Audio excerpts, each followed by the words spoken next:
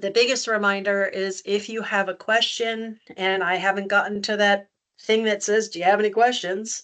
Please go ahead and use the chat feature or the raise hand feature and I will stop. Big reminder is, and if you do need to turn on your microphone for a short bit to get through, that's fine. Oh, I just misspelled crossings. Good job, Gretch. Um, um, Sorry, if you do need to unmute yourself, please remute. I do know that lots of people have a whole bunch of noise back home, which is absolutely fine. You know, dogs barking in the background doesn't help us. So if you remind yourself to mute now,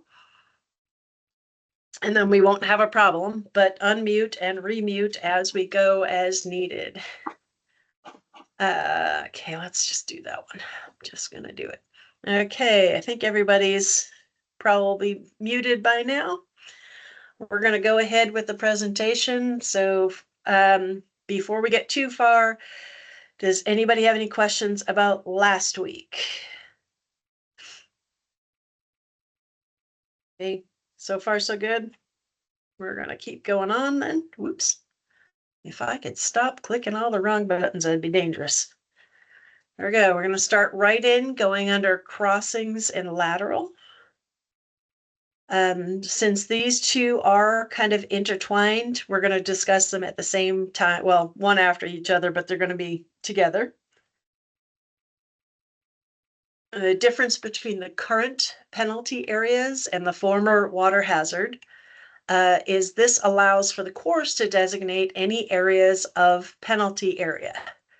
And it allows for lateral relief versus stroke and distance. One of my favorite examples of what I'm talking about was at Heron Lakes on Great Blue. They always wanted to, for the sake of pace of play, they always wanted to call the tall mounds with the tall grass on it.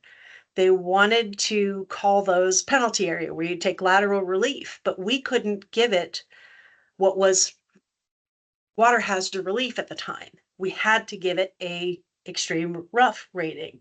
So now a golf course can set that area as penalty area, whether or not there's water in it. So there's lots of different things that are covered now that weren't covered at all, and we couldn't rate that way in the past.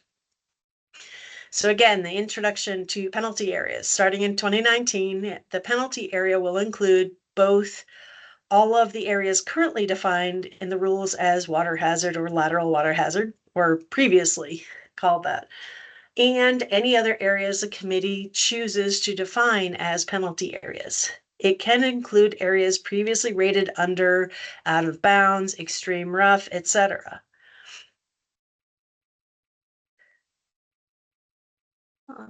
My mousie's not wanting to work with me today. So first we're going to talk about crossings. Crossings consist of penalty areas extreme rough and out of bounds, which are carried to play the hole. Multiple crossings on a hole are evaluated separately for each shot, and safe carry is about 10 yards beyond the far margin of the obstacle.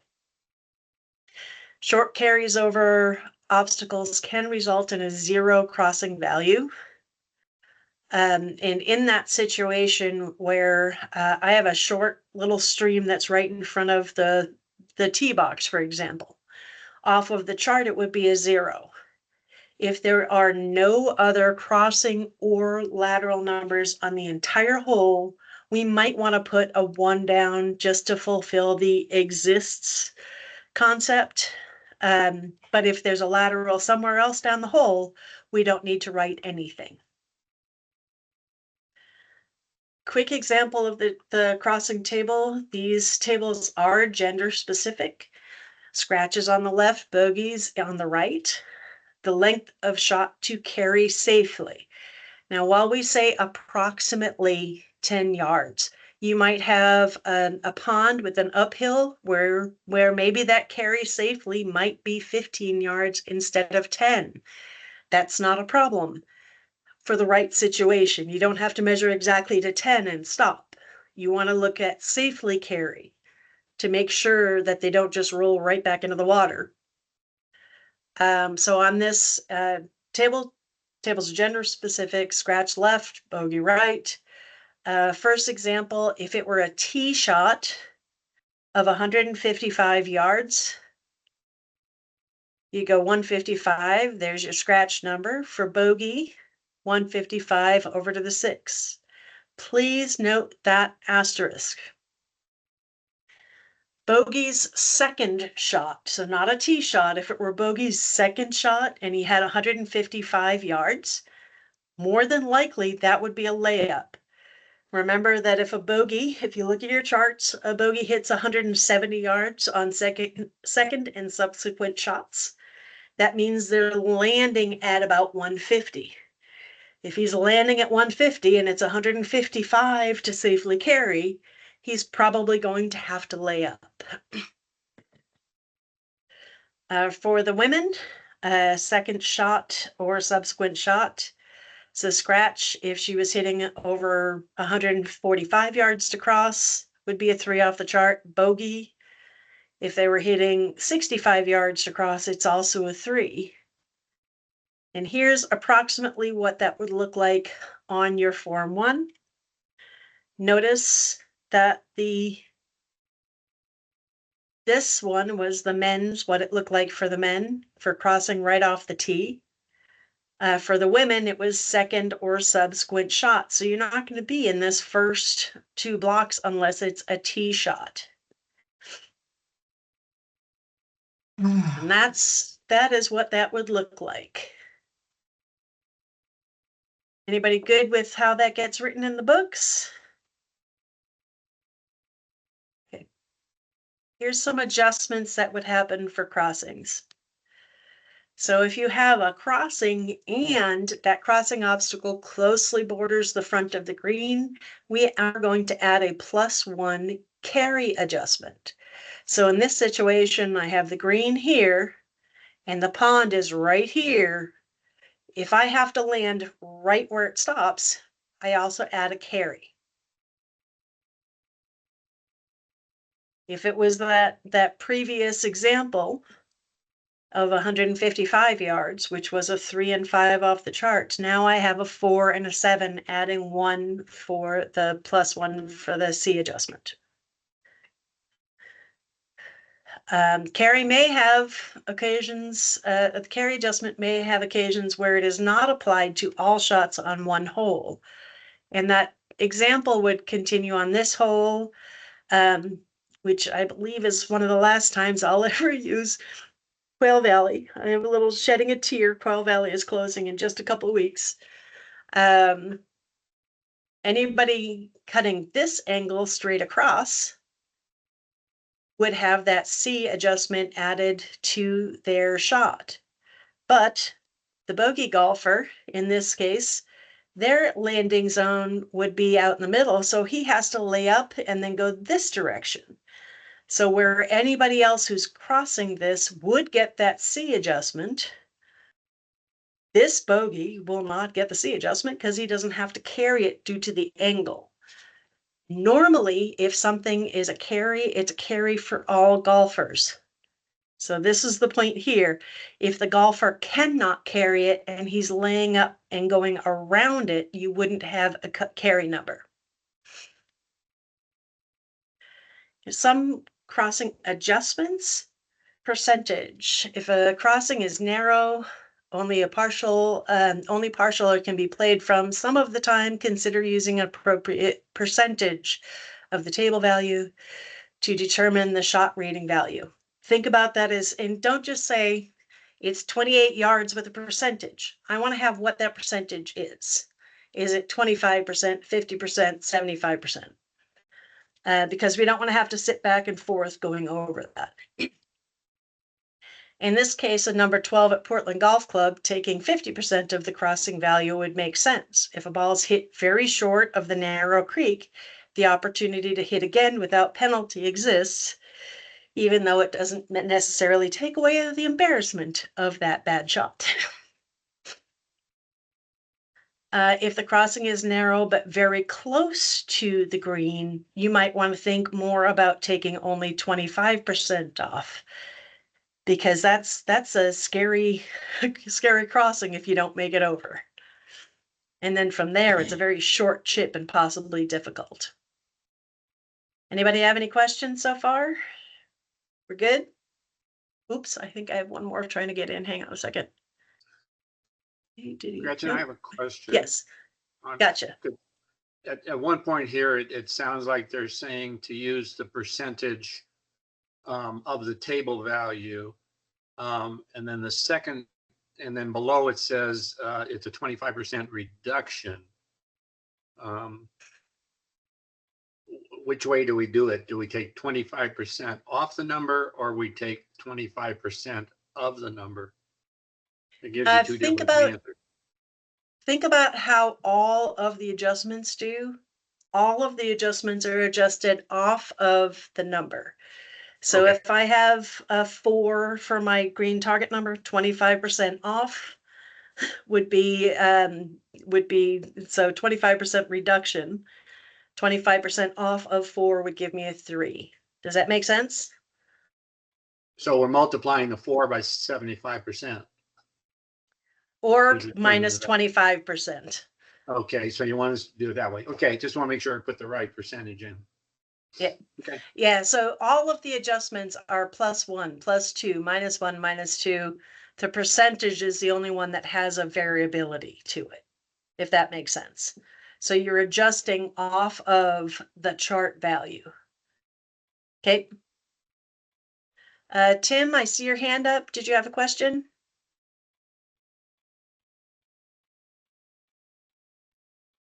Tim? I have a hand up. Are you muted? Nope. Okay. All right, Tim, I see your hand up, but you're not replying, so I'm going to keep moving forward right now, okay?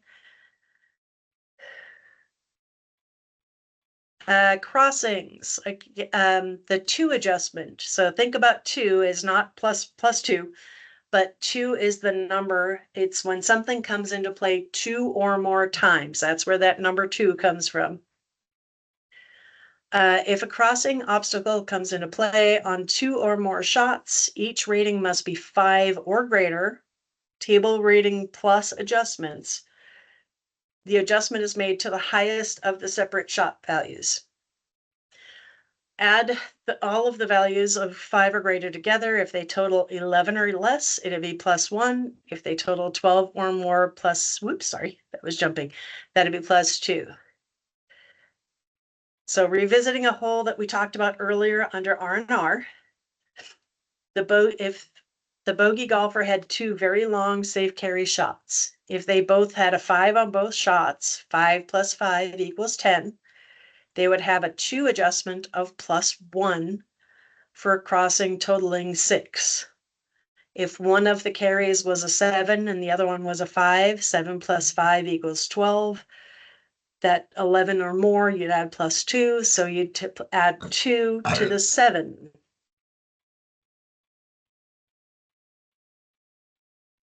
Okay.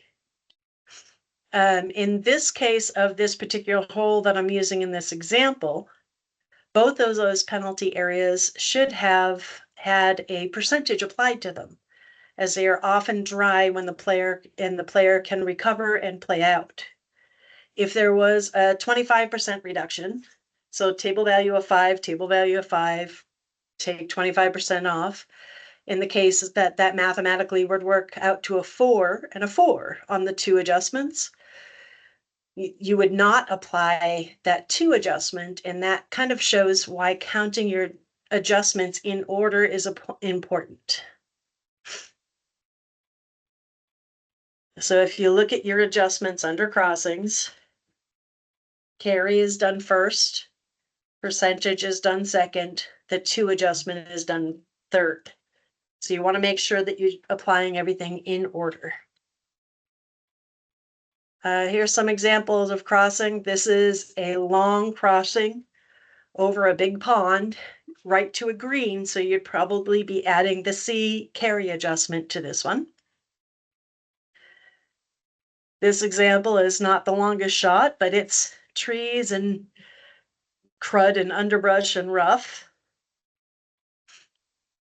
This example is water that's just in front of the tee box, but you're hitting a long shot over it.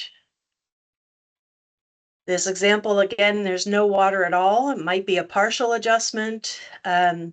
If that was the road hole over the corner, you might be able to you might be able to give some adjustment for the corner going over that for scratch golfers, because there's no way bogey's going over it.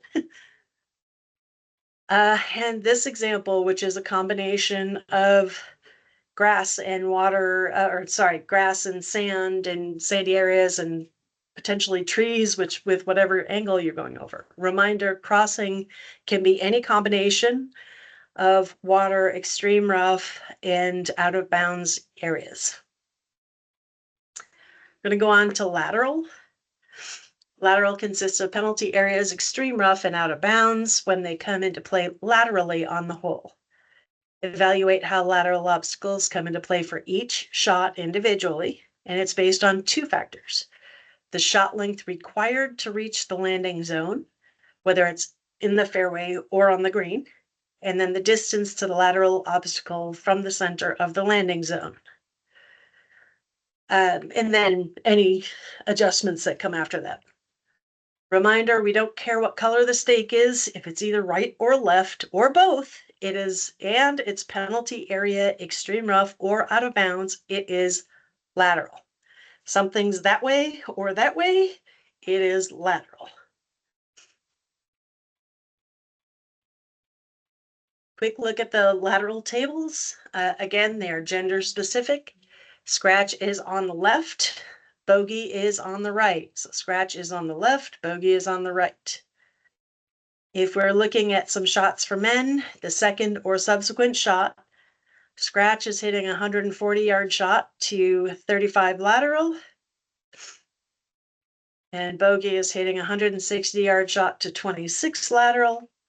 Scratch would have a 2 and bogey would have a 4.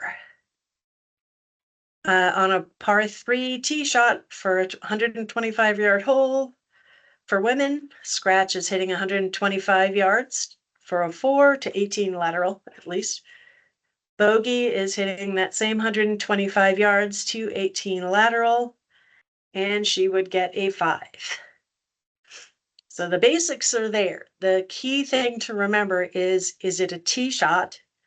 Is it a subsequent shot? Is it a shot off of the fairway? Or is it a shot to the green? Tim commented a little bit ago on that Quail Valley example. If the bogey golfer had to lay up, there would be no crossing number at all or carry for the bogey on that one hole situation. That's correct. It's definitely a higher lateral number though. Okay, hang on. All right. Let's go back and talk about, I think everybody's getting buried into the percentage thing. Percentage, you're always going to take the table value and then take off, just like a sale. If it says 25% off, you're going to take 25% off the total. If it says 50% off, you take 50% off the total. It's always dividing it by, I'm never going to be adding up, so I'm going to be taking off. Anytime it's a percentage. So it's what was this? I'm not giving 25% of the total. I'm taking 25% off the total. We can read into this later, but it sure makes a lot more sense to take off of rather than add in. I can go into this in more detail later. I don't want to belabor it. Okay, let's keep going. Lateral adjustments. Bounce. Bounce can have a +1 if the conditions, cart path, or sloping ground increase the likelihood that a ball will bounce into an obstacle. Do not use that if the distance from the center of the landing zone is less than 15 yards. If you look at your lateral chart, that far right column of the less than 15 is already assumed to be the worst. So don't add bounce if it's already at the worst. Bounce -1. If conditions, tree, fence, or other obstacles decrease the likelihood that a ball will bounce or fly into an obstacle, or if the bounce is only behind the green, giving a bounce -1. So if I have a fence line with trees along the side, more than likely the trees are going to bounce my ball in. They might not bounce it to the fairway, they might stay in the trees, but by stopping it for ball from going out of bounds, that's going to be helpful. K is the stroke and distance. The reason that K again is being used is all of the other letters in stroke were already used when they added this adjustment. So if you don't understand why K was being used, that is why. So K for stroke and distance. If the area is not treated as a penalty area and a stroke and distance penalty is applied, can be out of bounds or where a ball is likely to be lost in extreme rough. Do not use the rating do not use if the rating value is 1. So I could either be 1 off of the chart or a 2 off of the chart with a minus bounce, which takes me down to a 1. Either way, I would not be adding the K to that adjustment. Okay? K is not applied to crossing, so it's only used in lateral because that is already assumed in the crossing penalty numbers. Does everybody understand why you don't add the K if it's already knocked down to 1? This is one of the reasons why we want to make sure that we apply the bounce first. And it's first in the list. So apply the bounce first, then go to K.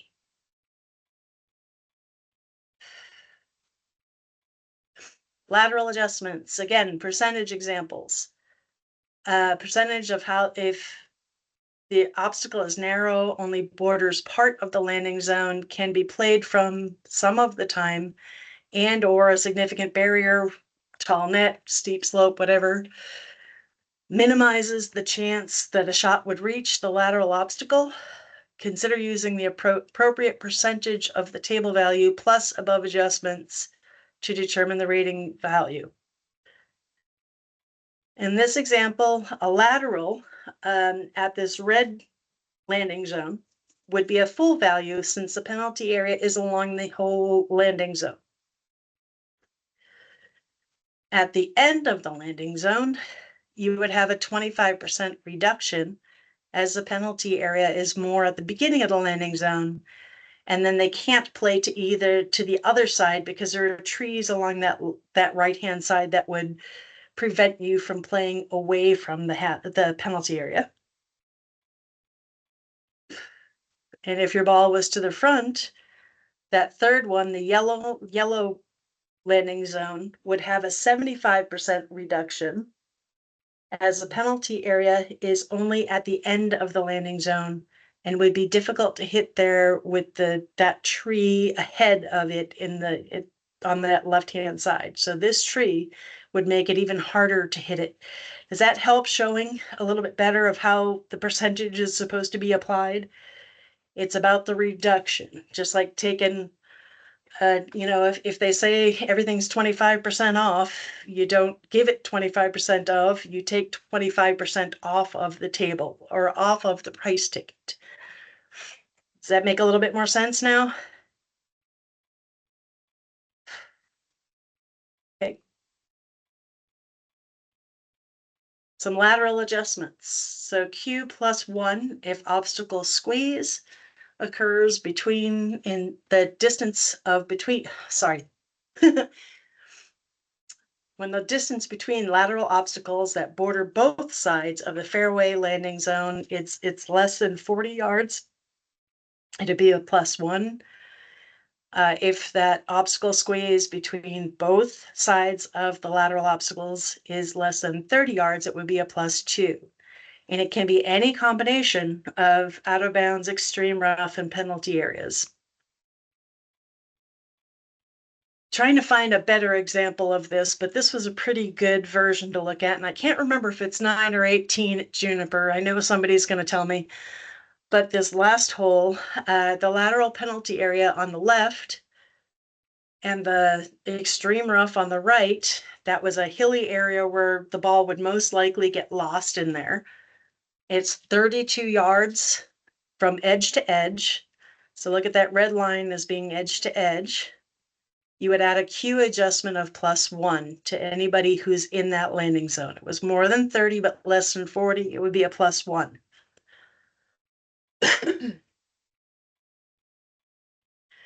Some more lateral adjustments. So surround of +1 or +2. If the green is closely surrounded by crossing and or lateral obstacles. So that's the one time we're going to think of crossing and lateral together is in the surround adjustment.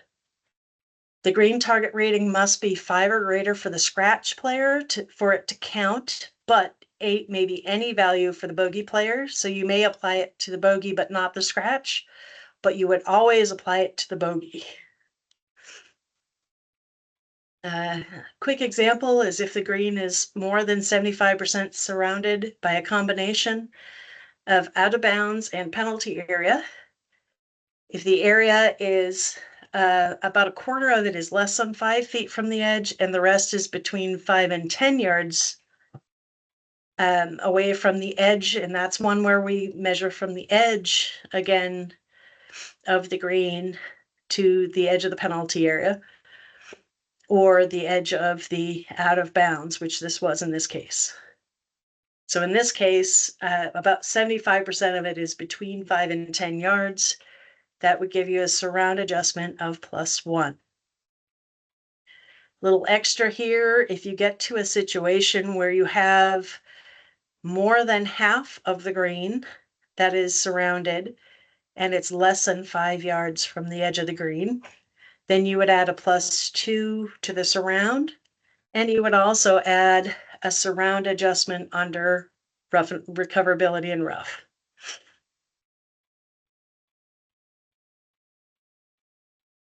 Lateral adjustments, more lateral adjustments. The 2 adjustment, +1 or +2. If lateral obstacle comes into play on 2 or more shots, each rating must be 5 or greater. Table value plus adjustments. The adjustment is made to the highest of the separate shot evaluations, and all values, add all 5 values of 5 or greater. If they total 11 or less, it's +1. If they total 12 or more, it's +2. If lateral of a 7, and on this hole, if you had a lateral of 7 on the drive and a lateral of 5 on the second shot, 7 plus 5 equals 12. A 2 adjustment of +2 would be added to the highest shot. 7 plus 2 equals 9. So 9 would be the value you put on your sheet. Some quick examples of lateral. This one, you've got a lot of lateral going on. I've got OB right down the whole most of the hole. I've got more than likely that's lateral penalty area to the left with the ocean. That's a lot of stuff going on. You have this nice little OB fence, that is lateral penalty area now. That is a lateral adjustment, whether it is or is not treated as a penalty area. So whether you're playing it as stroke and distance or whether they are giving it a lateral relief, you still give it a lateral number. There's red stake that's under in the trees. Whether there is water in there or not, if the course treats it as a penalty area with a lateral relief, that is what we call it. Again, with an area that has little to no water in it, it's got red stakes, we treat it as a lateral penalty area. That would be a lot of fun finding a golf ball in this area. That to me looks like extreme rough. That is lateral area, which probably also would have that K adjustment for stroke and distance. For those of us who've been doing this for a while, there is no more two-way adjustment for the something that crosses and also has it lateral. This has been accounted for in the adjustments in the charts. And there's no more jeopardy adjustment for the, that's just been removed from the past because there's other ways to count for this information.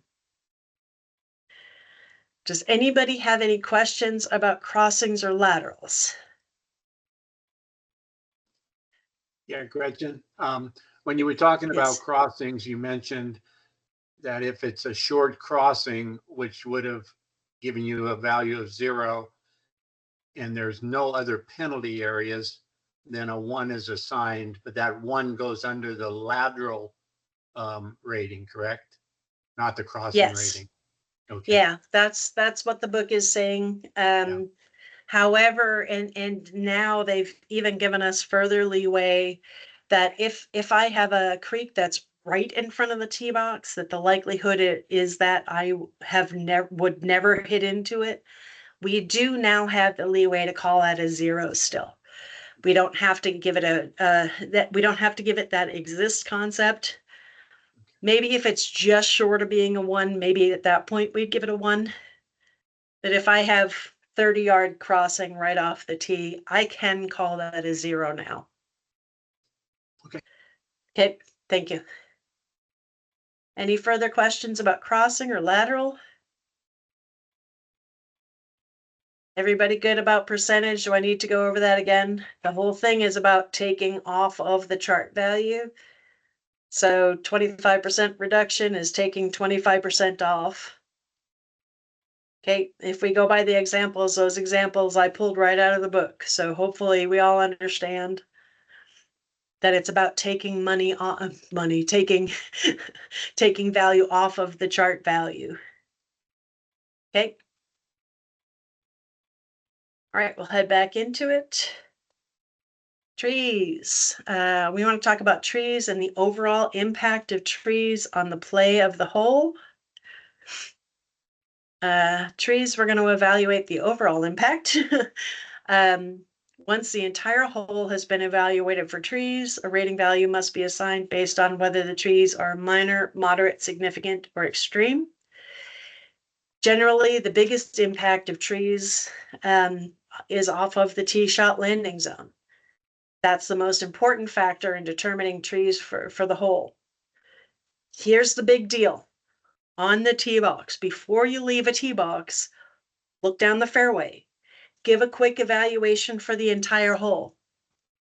If the only shot that has trees on that entire hole is on the tee, you don't have to look at trees again for the rest of the hole. The only time you have to look at trees for the rest of the hole is if trees get more difficult in one section. If I get further down in a landing zone that I couldn't see from the tee box, then I can add up. But I don't need to stop at every landing zone and say, yep, the trees are still the same. Oh, the trees are less here. Nope, the trees are still the same. Think about how much of a time saver. Assess it very quickly from the tee, and then don't touch it unless it gets more difficult closer to the green or at the green sometimes. You want to determine the difficulty factors for trees by considering the following for each shot that is to be played on the hole based on the scratch player's ability to recover from the trees. Number, height, density at mid-season, and I'll show you a picture of that in a minute, of trees in each landings area along the line of play next to the target. Again, this says each landing area overall for the hole, and then if it's more difficult. The distance of the trees from the center of the landing zone, especially trees that closely border a narrow fairway. You should be able to see that information as you go along. And the length of the shot required to reach the next landing zone or green. Recovery is typically easier when a shorter shot, since more types of shots can be played. So if I have trees that are close to the green, and underneath it's kind of difficult underneath, the trees are cut up a bunch, that tree shot that's 60 yards away from the green is a lot easier to hit than that same tree shot that's 200 yards, because you're limited on your recovery shots from back further. Rod, we have a question. Yeah, sorry. Mhm.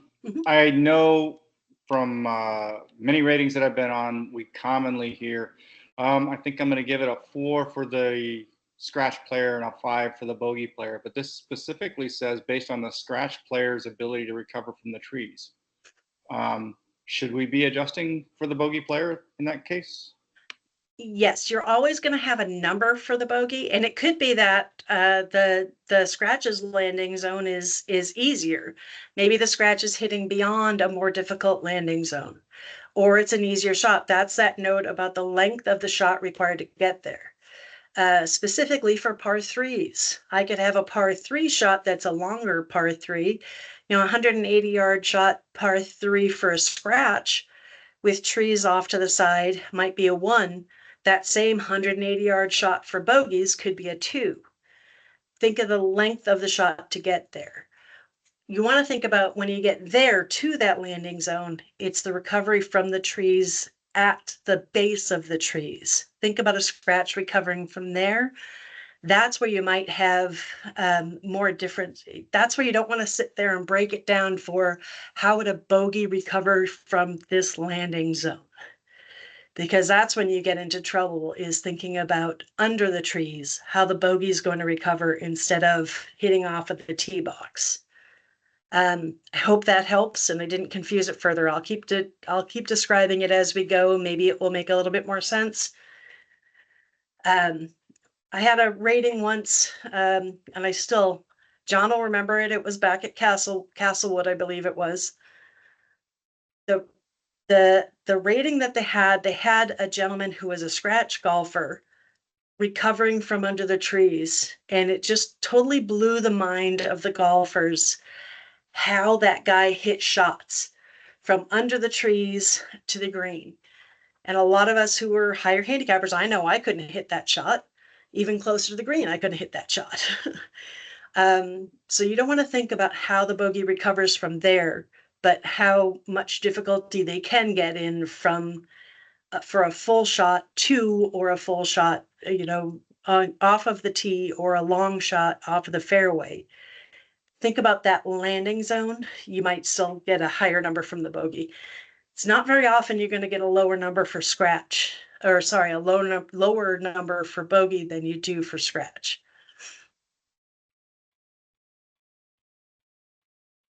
Some more things to think about: the presence of low-hanging branches that impact swing and obstruct recovery shots.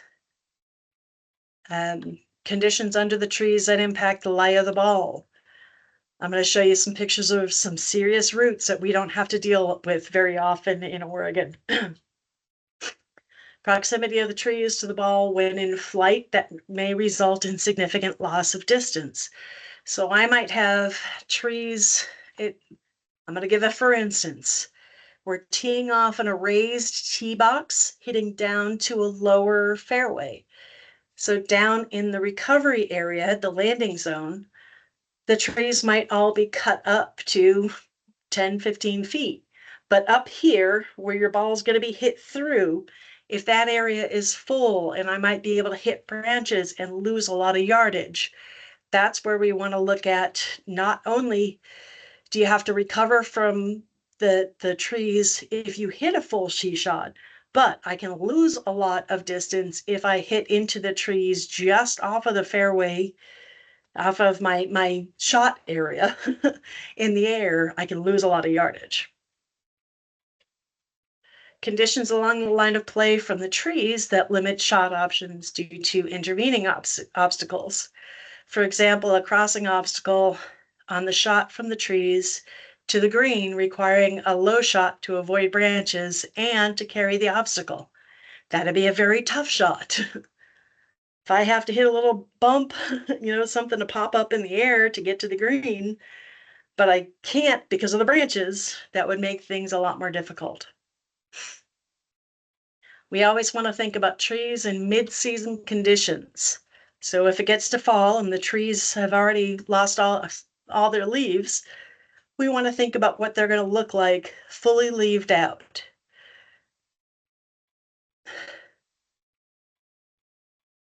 A couple of notes: trees with overhanging or otherwise reducing trees overhanging or otherwise reducing the effective width of the fairway may also be recognized with a width adjustment in fairway. And that's a may, not a must. So there's situations where you might and situations where you might not. It doesn't happen very often. A tree or overhanging branches that block a shot to the green may also be recognized with an obstructed adjustment to the green target. Here we're going to talk about the recovery here a little bit. Recovery is based on the scratch player's ability for two reasons. First, it's easier to visualize how a scratch golfer is able to recover from the trees, which enables teams to be more consistent. And the bogey golfer receives a higher weighting factor. That's the icky math that happens in the program. I'm going to show you some of that math if we have time today. The impact of the trees rating is higher for the bogey golfer already, even if it is the same trouble plus adjustments in the ratings than the scratch golfer. Again, the only time you're going to be rating that same shot differently is typically if they're coming in the same distance. So again, you're hitting 180-yard shot to the green for scratch and bogey. That shot's probably going to be more difficult for a bogey to recover. You don't have to think about the difference in recovery, just the fact that that same distance, that tree becomes more difficult. For women, think about a 130-yard shot to the green. It'll be a lot more difficult for a bogey golfer. There's a lot more trouble that they can get into, not just the recovery underneath, but hitting offline at that same distance. A quick look at the trees table. One table, so use the same table, everybody comes in from the left. It's for both genders. You want to use either the one shot hole or two or more shot hole row. Please notice, nothing about par is mentioned there. If the hole is a one shot hole, so it's got to be a par 3 to be a one shot hole, you'd use the one shot hole row. If it is a two shot hole, so that's a par 4, par 5, or a shot where the bogey is hitting two shots. So a par 3 that the bogey cannot reach, that is now a two shot hole. So that is where you would want to make sure that you use the two or more shot hole for the bogey. Reminder, none of this says anything about par. It's just, is it a one shot hole or a two shot hole? You determine the scratch tree value, and then re-enter the table for bogey. Again, sometimes it's the same, sometimes it's different. There's nothing saying that it has to be exactly the same. And all values may be adjusted plus or minus 1 point. That definitely more goes towards the two or more shot hole. That tweener rows that are columns are there, whether you see them or not. So if I'm on a hole, and my quick overall adjustment for the hole is it looks like it's moderate, but not quite a 4. I might write 4 minus 1. My total value would be a 3. You always want to think about the number, height, and density of trees at each landing area on the line of play to the next target area. These trees over here on the left, I might be crazy, but that looks like it would be quite miserable if we got in there. So that's probably going to be a fairly high tree number. Although you also want to look at that width of the fairway to get there. Length of the shot required to reach the next landing zone. I wish I could get a better image of this picture. This tree, outlined with a nice little yellow pyramid, really blocks a huge section of that fairway. So if I happen to be behind that tree on that far side of the fairway, that would make the next shot to the green very difficult. Versus if that tree were a lot closer to the green, it would make it a little bit easier to play. If the ball is in the trees, does it mean that the golfer will likely need an extra shot in order to reach the green? So am I hitting out to the fairway or potentially backwards? Or can I go forward, if not at the next target landing zone, if not at the green, at least going forward? Presence of low-hanging branches. If my green is pretty far away, how good of a shot am I going to be able to hit with all these low-hanging branches in here? Well, not me. Don't ever think about me. Think about even a better golfer trying to hit out of there would be kind of difficult. And roots, conditions under the trees that impact the lie of the ball.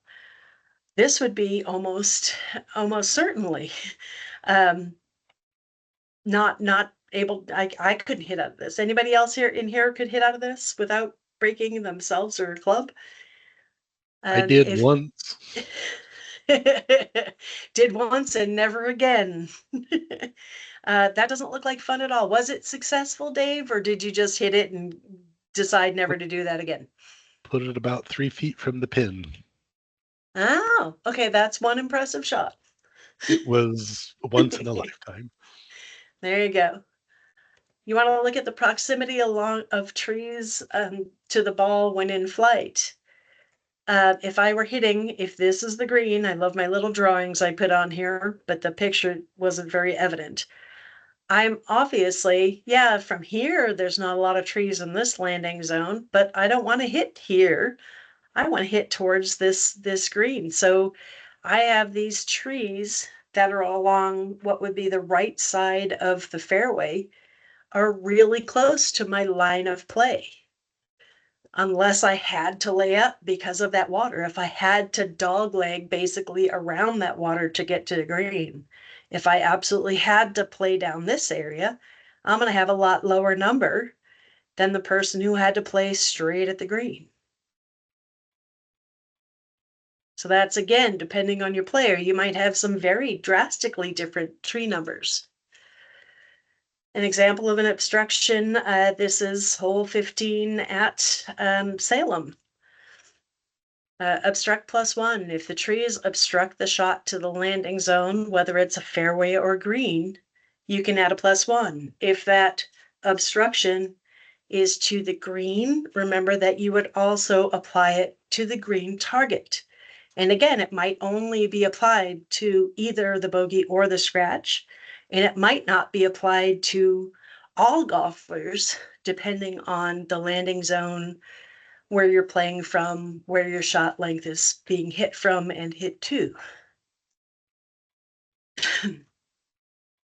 Note, do not apply obstruction if it's off the tee. You would use the shoot adjustment. We'll talk about shoots in a minute. Here's a good example of conditions along the line of play from the trees that limit shot options due to intervening obstacles. If my ball is here under this tree, I got lucky and it didn't roll into the water. At this normal distance, I'd be hitting a nice little pitch shot up to the green. Well, I can't do that with those branches, so I might have to lay up sideways and then hit over to the pond. That would make that tree play a little bit more difficult. Couple of quick overhead examples. This first landing zone is pretty minor, would be the 2 off of the chart. The second landing zone, it's more moderate. It's a 4, maybe a 3 for the shot to the green. It's 2 holes back to back. The first tee is about a 4 off of the chart. It's kind of moderate. On the hole crossing and coming backwards, that would be significant. It's very tight. There's trees right on both sides. You have no give whatsoever. And you have the possibility, depending on the T and the yardage, that that might be a chute once you get those measurements down. Quick look at chute. Reminder, this is a T-shot chute table. This question is coming up fairly often. If it says T-shot on the chart, you can only use it for a T-shot. Same with roll. You can only use it for the T-shot. For depth, for bogey, for bunkers, it says very specifically on the depth chart, it's green size bunker depth. So if I have a fairway bunker that's fairway only, I'm 150 yards back, and I have a 10-yard deep bunker, I can't give it a depth adjustment because it is not a green side bunker depth. So if you have questions about whether you should be applying something, then look at the title of the chart that you're looking for. So when you have a chute, you want to measure to the length to clear the chute. You want to measure the width between extending tree branches. I have 2 tree branches and they're pretty much straight across from each other. The distance to those tree branches, not the trunk of the tree, but the branches that are overhanging, and the distance to get there, that is how you measure a chute. Again, note chutes on subsequent shots are rated only using the obstruct adjustment. So there's doubling up on when you're supposed to apply what. A quick example here. If I had 120-yard depth, and sorry I didn't change the font on this, it's only 16 yards wide between those trees. If you want to take a second and look at your tree chart or your T-shot chute table, 120 yards out at 16 yards deep, 16 yards deep to 120. What do you think that H adjustment for chute would be? I'm getting a, whoops, hello. I'm getting a 2 off of that. Everybody good with how I got that? And that 2 would be added to the overall whole evaluation. Pampas grass. We had a good discussion about this at Langdon Farms last year. You want to think about that pampas grass and what time of the year you're rating there. Is the grass regular trimmed or is it wild, always big and crazy? You want to discuss that situation before rating, and don't call it trees if it's only big for part of the year. Langdon Farms only gets big about September. So right now, if you drove by Langdon Farms, it looks like they laid out a bunch of green hay bales. It's going to start growing and getting a little greener and growing a little bit greener, but it doesn't just poof out to over 10 feet tall until September, and then they cut it right down. So we want to think we're rating for March to November, or end of November, beginning of December. If most of that year it's not big, we don't want to rate it as trees. So here's a quick couple of pictures. That's 9/10 of the year is looking like that at Langdon Farms. Then it starts getting a little bit bigger. There's some courses that might have this tall, crazy stuff on it all year round. If the course does have that year round, we might be able to call it as trees. If I have anything that big, that's a definite constant problem instead of the stuff that gets cut down. So that's always something to discuss before we get to the course. Does anybody have any questions about trees? Give you a couple seconds.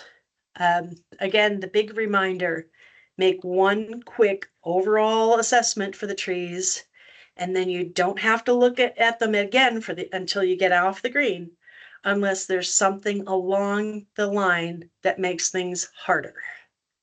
Hey, Gretchen. Yes. On the left side of trees, it talks about width. There may be a possible width adjustment, but when you go over on the right side under adjustments, they don't show width. So that width adjustment may be to fairway. So it could be, it's trees overhanging and reducing, so that width adjustment is under fairway. Okay. Do you see where that, if you keep reading? Yeah, so it's kind of funny that it's over there on the left, but it's not, you know, on the right, so you're not considering it Right. as when to put that W down in the Right. the Well, timing of your hopefully- assessment. Yeah, so hopefully you've been on, if you flip back to the fairway adjustments, Okay. under the width plus section. So I might measure a fairway, say the fairway's 30 yards wide, Uh-huh. but 10 feet in the air, there are trees overhanging one or both sides that kind of reduce that fairway. That is where I can give the width plus adjustment. It goes to fairways. Ah, So okay. if the fairway is, let me, if I see if this will help. If the fairway width is reduced because of trees, the width adjustment happens to fairway. Gotcha. Thank you. Okay. Yeah, sometimes I can find an easy answer. I hope. Hey, Gretchen, Yes. so the same example, 40-yard wide fairway Mm-hmm. with a 10-yard wide tree in the middle of the fairway. Yeah, then you're probably dealing with a split fairway issue, and I think I need to do a training module on how to do split fairways. If I Okay. had a, 10 yards, 40 yards wide, I now have a tree that's 10 yards in the middle. It's almost like I don't have one 40-yard fairway. I have two 15-yard fairways. Which that's kind of a split fairway thing. And those are a lot of my favorite answer. It depends. It depends on who and how many and what else is being impacted. Split fairways are their own little monster. Definitely think I need to go over how to deal with those better. But it's like almost every case you go to, it's something different. I would probably, in that case, if I had a landing zone right there, I would probably only take 15 for the width of my fairway. Because you're either going to be on this side or you're going to be on that side. Right. If that makes sense. Yeah, it's kind of like Although a there's bunker in the something to be middle. said. Yeah. Well, bunker in the middle doesn't affect you in the air though. Right. John's giving an example of 18 at Rose City. I would probably, if I'm not wrong, 18 at Rose City, while it's in the middle, it's still kind of off to one side. You want to pick the side that's bigger if it's like more to one side than the other. I'm going to make a note of that one, and maybe I can bring that up later. I'll do some pictures and tree in the middle. Tree in middle. Because each example, we could come up with 30 examples and they're going to be different all the time of how you're going to be dealing with that. Typically, you're going to find just the biggest side, or you could average between the big and the small to see where you're going to be, but you're typically only going to be to either one side or the other. But you're probably going to have big trees and. Yep, okay. We're good on trees. Let's keep skittering right along. Going forward to talk a little bit about green surfaces, and I'm hoping that I clicked the right button on this one. And no, I did not. Hang on a second. I was working on everything in between phone calls and everything today, so everything's just kind of didn't quite get that connection ready in time. Hang on a second. There we go. Let me go back to the beginning though. Hang on. Oops, come on. If I could hit the right buttons, that'd be dangerous. I want to start from the beginning. There we go. All right, so green surfaces.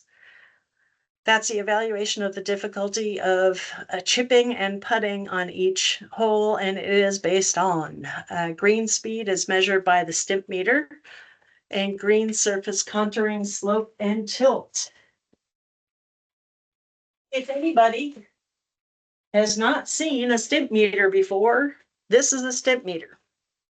It is 1 yard long, has a neat little notch on one side, and it has a little edge in it. How we'd use it to measure is holding a ball in the notch, putting it down on the green, lifting very slowly until gravity takes that ball away. And then you would measure from the tip where the ball hits the green to how far it rolls, so we can look at the actual speed of a green.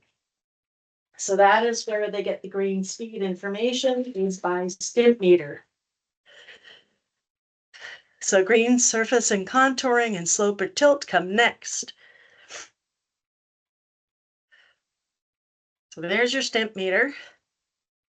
So to find the speed, which we typically don't have to look at speed, we're going to typically take that information from the superintendent, if I can get them to respond in time. We know that's always an issue. At worst case scenario, if I cannot get in touch with the superintendent, when you have that green surface chart, and we'll look at that in a second, you have column A, column A, column B, and column C. And then I can work out speed after. If you can get me whether it's flat, moderate, or severe, that'll be a good start. So to actually use that, you'd find a level, the flattest area you can find on the green, and set the ball in the notch, lift it until the Stimpmeter until gravity takes over and the ball rolls.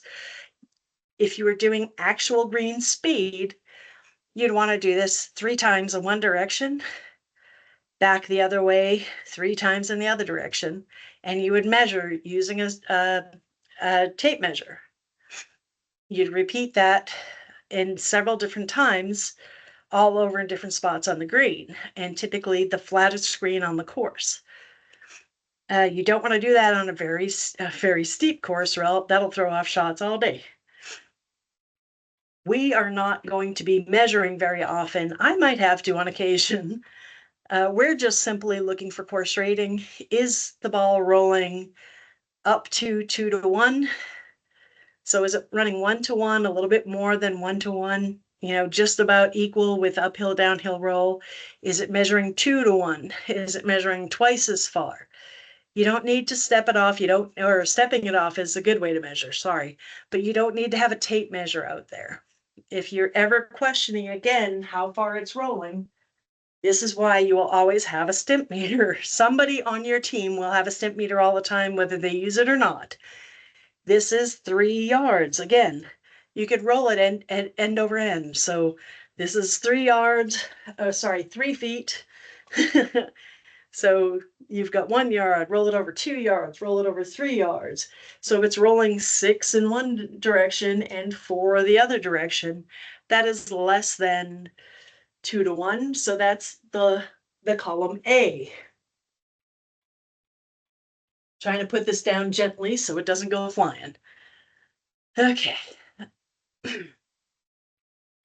So there's your charts. Again, if you didn't have a Stimpmeter with you or didn't know what the green speed was, this first column, column A, column B, and column C.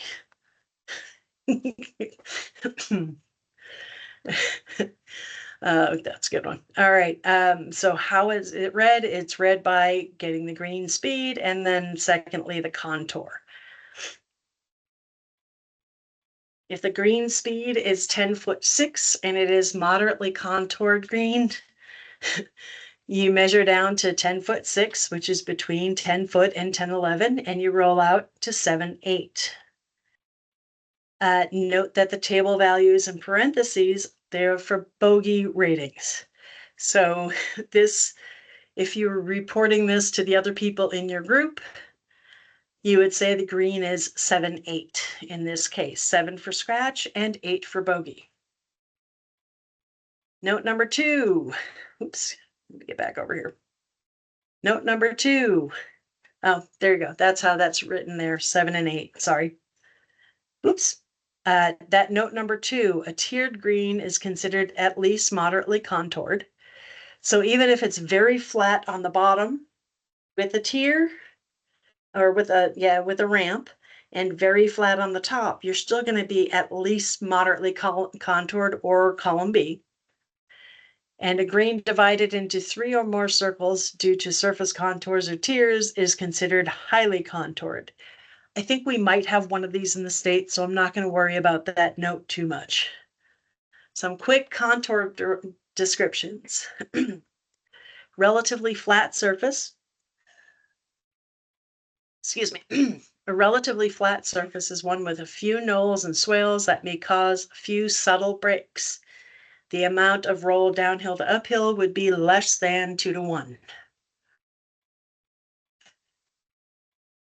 Moderately contoured slope surface is one with prominent knolls and swales that may create many breaks.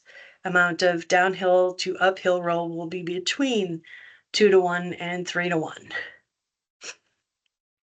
Highly contoured surfaces, one with large knolls or deep swales or numerous shelves designed for hole locations. Amount of roll downhill to uphill will be greater than 3-to-1.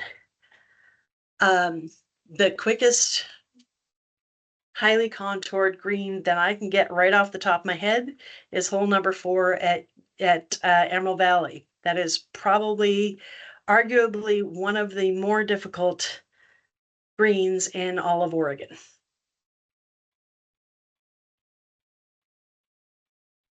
So this green is relatively flat. So I have a few areas where you're going to get a little bit of roll, but it's not going to cause you to do too much trying to set up your putt.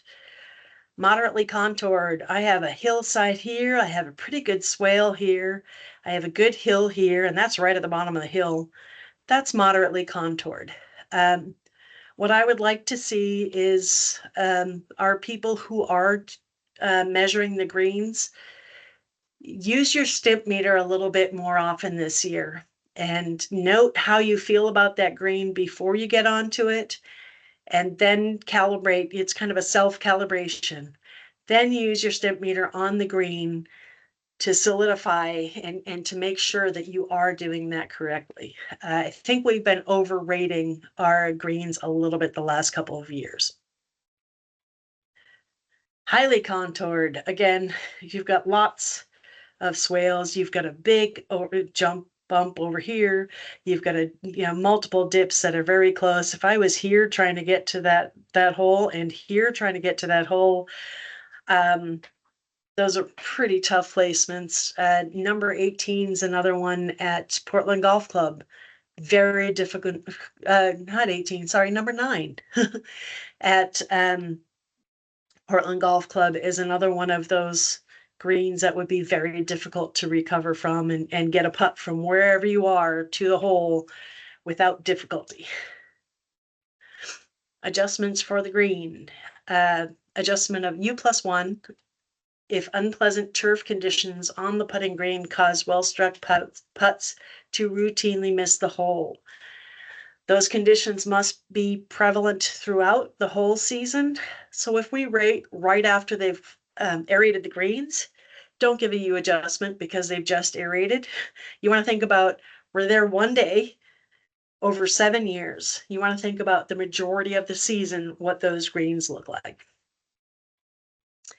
If you've applied the circle concept for measuring the green, you also want to give a U adjustment of +1.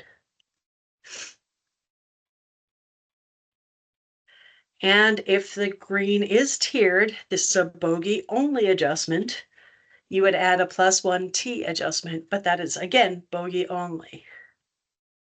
And that's a lot. There's not a lot going on about greens.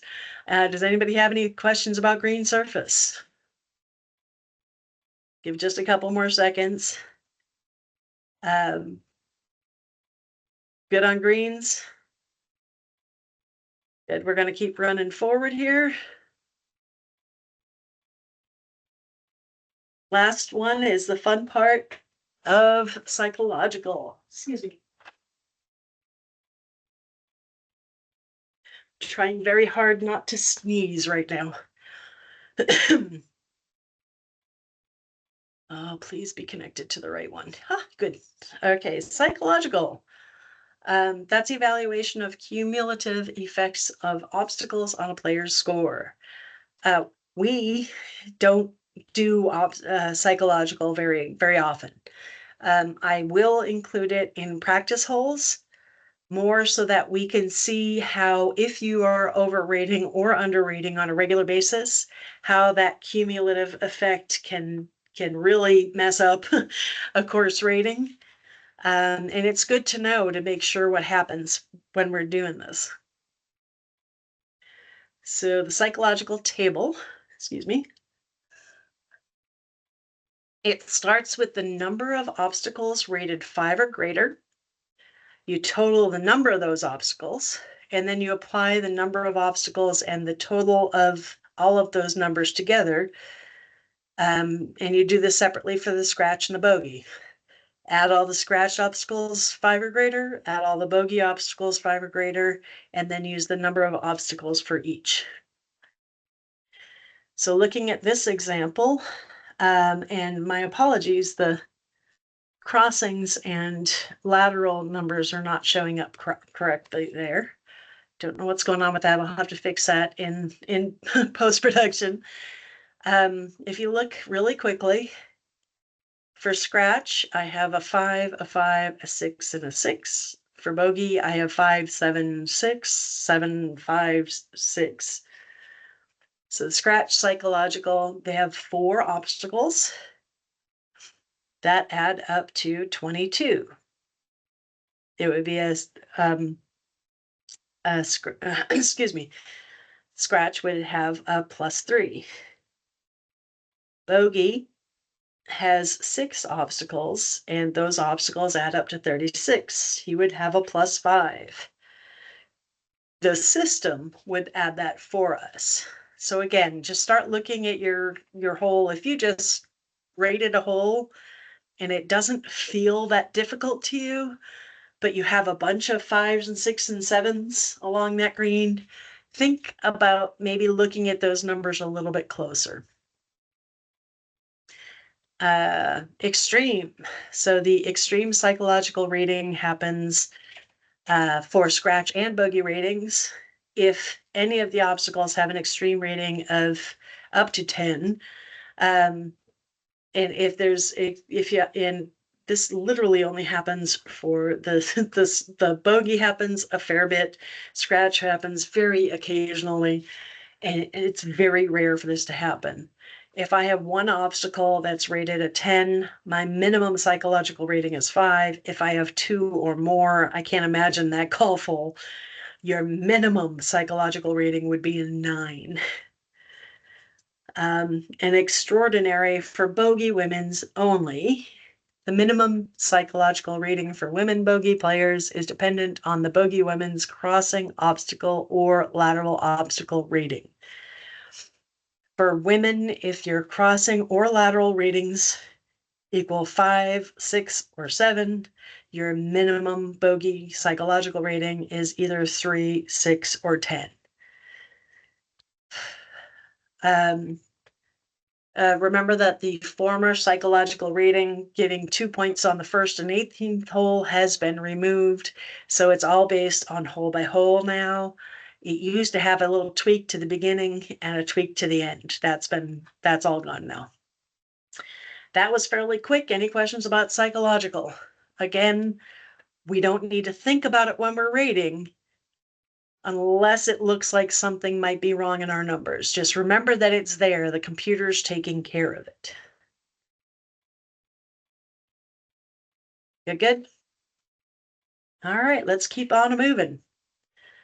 So looking beyond the Form 1. So just a brief look at where all those numbers go after they're entered. Note that everything is multiplied by different numbers for scratch and for bogey, for men and for women.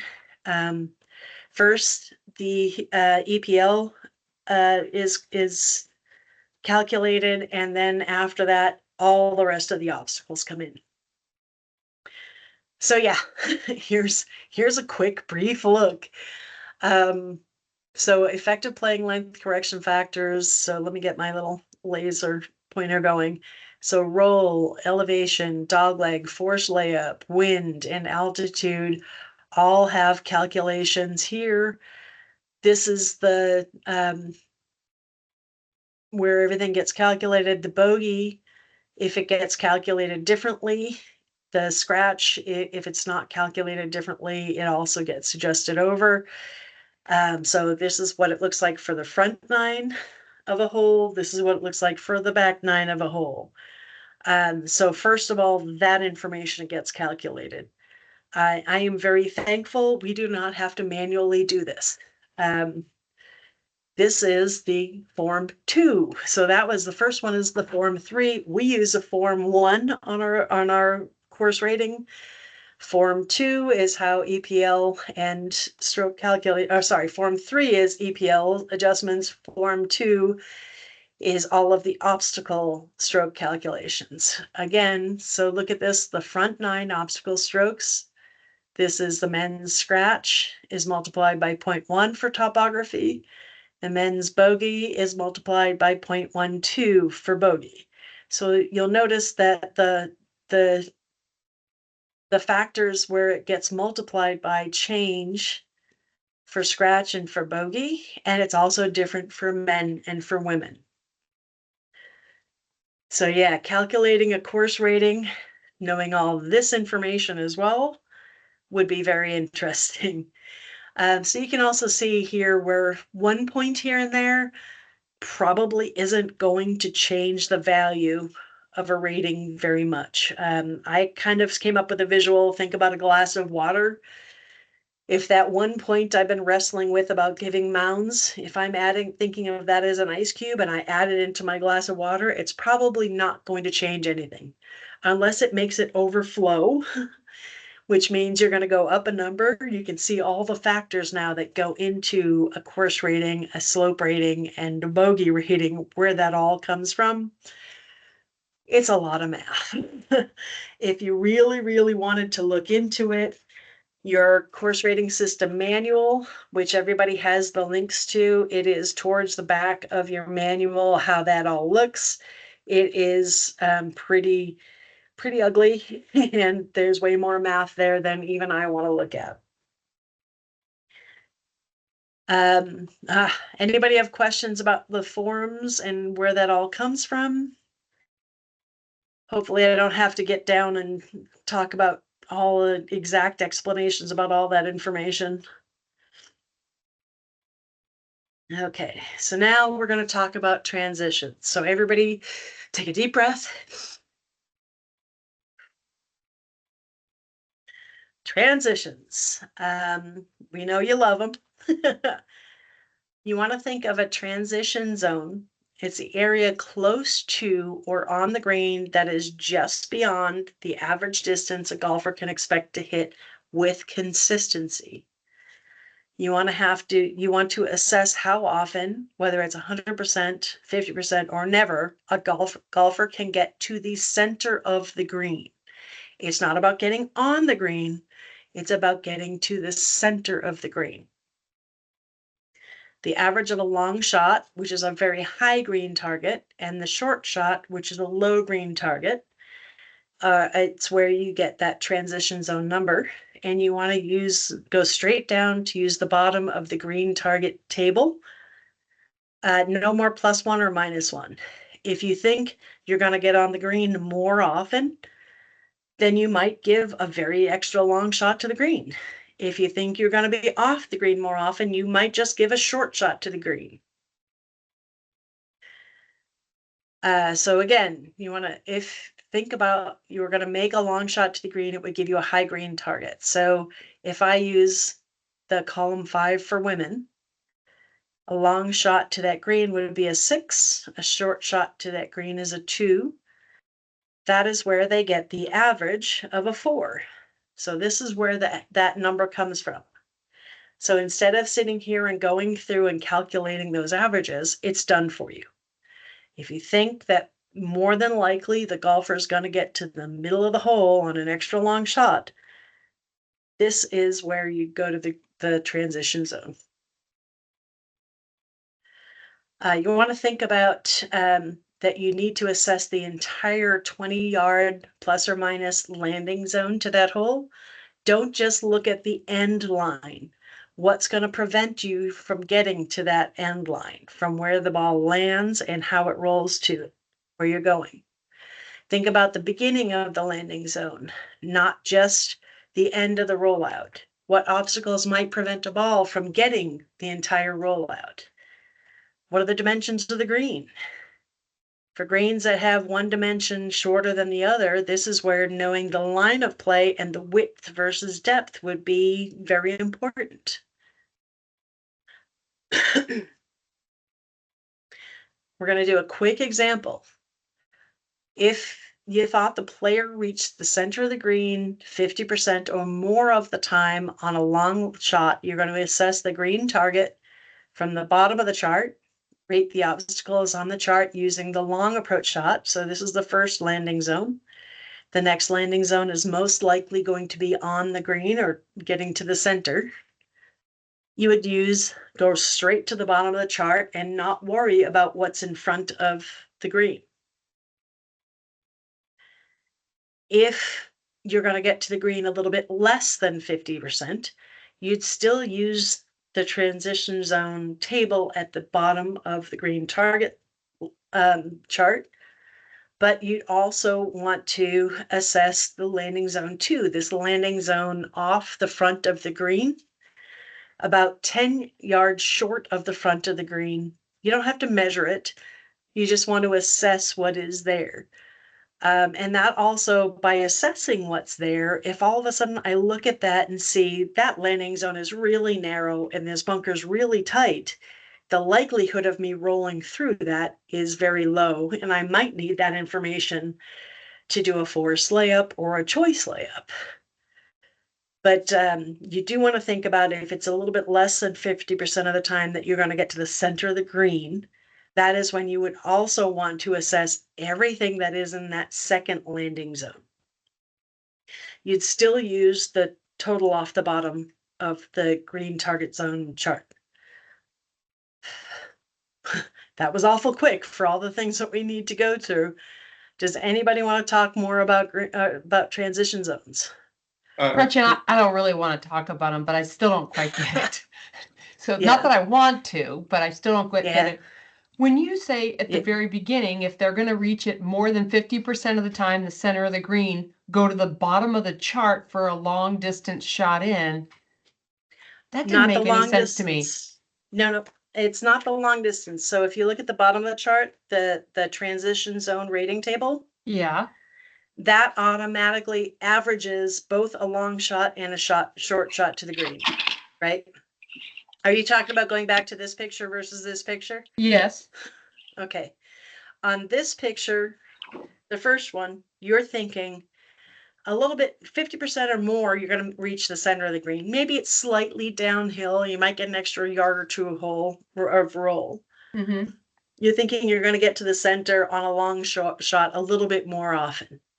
The only fairway landing zone, so you're still going to use that transition zone rating value from the bottom of the chart. So your green target is covered, but you're only going to measure the landing zone back in the middle of the fairway. Okay? Okay. Okay. Now, if you think maybe it's very slightly uphill, but you might get to the center a little bit less than 50%. So I'm talking 40 to 45%, not 25.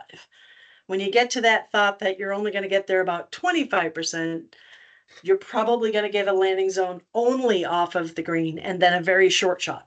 All right. So in this case, you think you're going to be just a little bit less than 50%, 40, 45% of the time you're going to get to the center. You also want to think that part of the time you're going to be off of the front of the green more often. So in this case, you would also measure the landing zone just short of the green.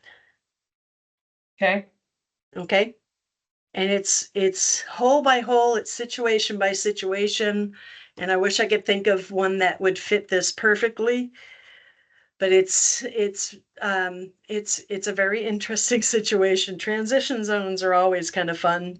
And fairly often, if I have somebody that's just a yard or two beyond their shot length on a long shot to the green, I might think about 50-50, but I'll be back in the middle of the fairway for almost anything. If it's like a 10-yard transition, I'm off the front of the green more often than not, which would give you a short shot only to the front. This is kind of a in transition or out of transition kind of a thing. This is only happening for those occasions where you're just beyond the longest shot to get to the center. I'm seeing a question by Russ.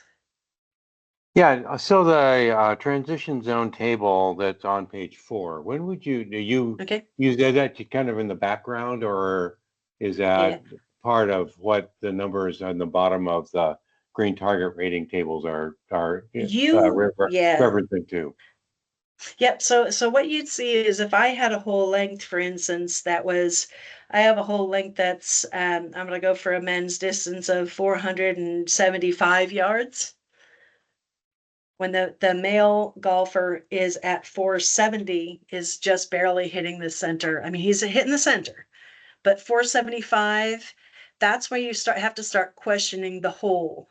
So anywhere beyond, I'm getting a couple extra yards a roll, but not enough to give a roll adjustment.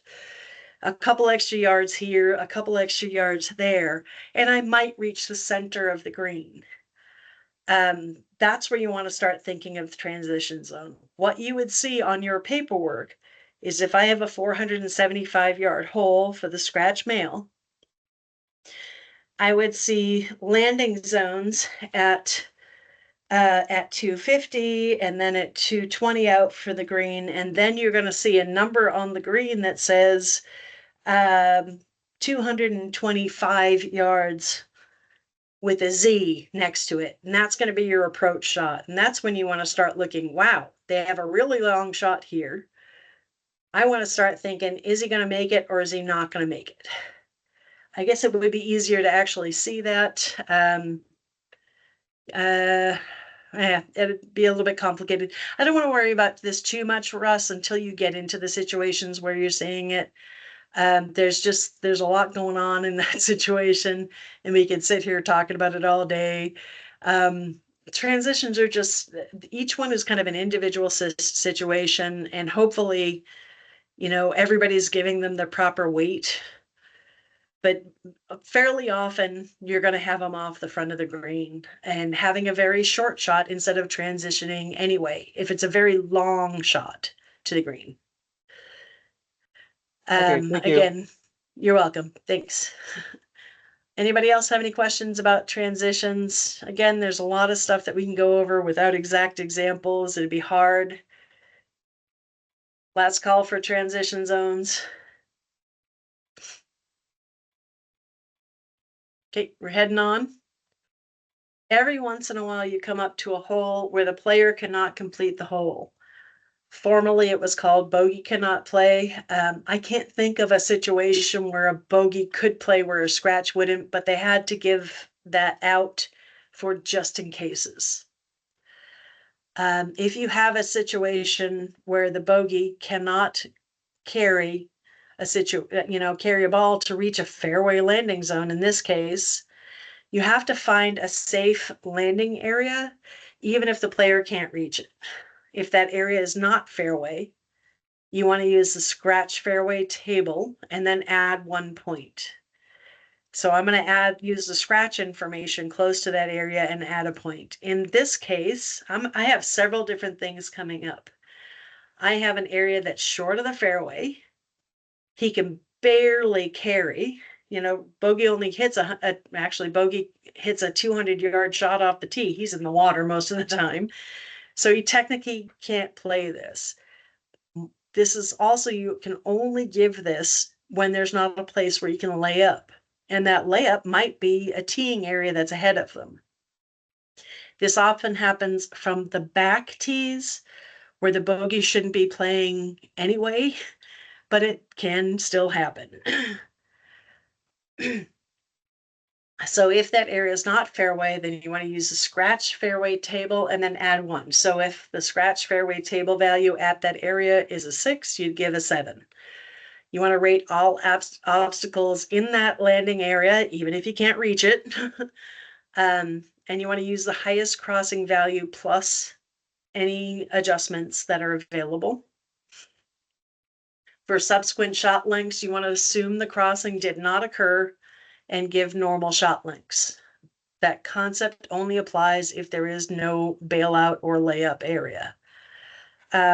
This really doesn't happen very often in Oregon. We have a few places in Tethero or Crosswater that I can think of with very long carries, where there's no way to bail out in any way, shape, or form. And reminder, the bogey shouldn't be playing back there. So we don't have to worry too much about getting the slope rating perfect. So as for the 2 or 3 holes in Oregon where this happens, I'm not going to worry too much about this. This handy adjustment code chart is one of my favorite things. It is on the back page of your book. I have a big glare coming in, Sarah. Sorry. Your handy course rating guide inside that back cover. It shows you very quick way to look up and see which adjustments can be applied where. For example, do you want to add bounce to trees? Well, if I look at bounce, that can only go to lateral, so I can't apply bounce to trees. Where do I adjust for layup? Layup is adjusted whether force or by choice. That is adjusted at fairway and at R&R. So that's just a quick way of noting where you need to put these obstacles and where they apply. If anybody really wants to get bored about that, I think I need to make them poster size, put them on the ceiling so everybody can see it. A quick going over that par 3 quiz hole. The course could be rated either for men at 225 or women at 175. Oop, sorry, ignore these bounces. Ignore that stuff. I was trying to go over this and didn't catch the new things on here. So some quick information. That is not, I apologize, that's not the right hole. Dang it. Hang on a second. I'm gonna just pull up the, I was doing too many things at once. I apologize. Hang on. And let me get the proper answer. Come on. There we go. I guess it would help if I gave you the right question. Why is this not opening? Apologize. Hang on a second. Why is this not opening? All right. When all comes worse, give me just a second here. Sometimes you have to play with it a little extra to get to where you need to be. Come on, out of the way. Come on. Give me just a second here, guys. Sorry, thank you for your patience. Again, reminders for the par 3 when the bogey can't reach it. There's just a lot of little things that we're going to go through. Oh, shoot, I didn't load that here. My apologies. I've given it to so many people. There we go. Hang on a second. That's what I'll do. I love it when things don't show up where they're supposed to be. Give me just a second. Here we go.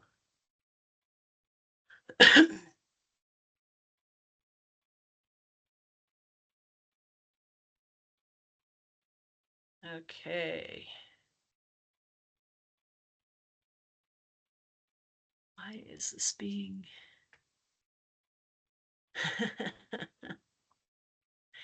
Having fun with this. Pay me no mind here. Let's see if I can... I'm just going to throw this over here for a second. Stop.